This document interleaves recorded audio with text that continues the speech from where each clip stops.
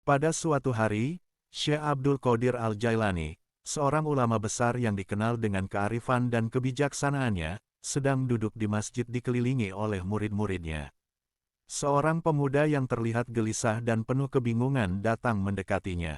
Pemuda itu membawa banyak pertanyaan yang mengganggu pikirannya. "Syekh, tolong beritahu saya, bagaimana cara kita dapat mencapai ketenangan dan kedamaian dalam hidup ini?"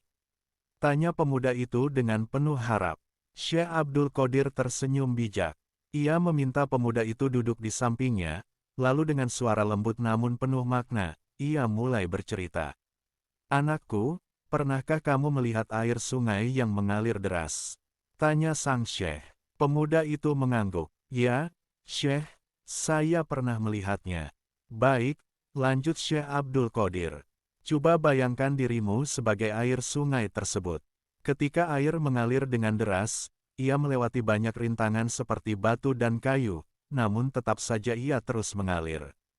Rintangan-rintangan tersebut tidak menghentikannya, melainkan membentuknya, membuatnya lebih indah dengan gemercik yang menenangkan." Pemuda itu mendengarkan dengan saksama, matanya penuh dengan rasa ingin tahu. "Begitu pula dengan hidupmu, anakku. Rintangan dan masalah adalah bagian dari perjalanan. Mereka tidak seharusnya menghentikanmu atau membuatmu putus asa.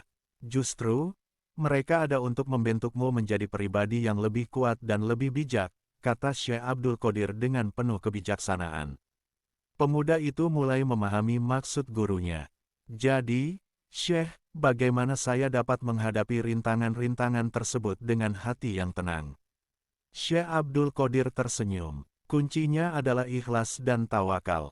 Terima setiap ujian dengan hati yang ikhlas dan serahkan hasilnya kepada Allah. Ketika kamu mampu menerima setiap rintangan dengan ikhlas, dan percaya bahwa Allah selalu memiliki rencana terbaik untukmu, maka hatimu akan menemukan ketenangan." Pemuda itu tersenyum, merasa lega dengan nasihat yang baru diterimanya. "Terima kasih, Syekh. Saya akan mencoba menjalani hidup dengan lebih ikhlas dan tawakal."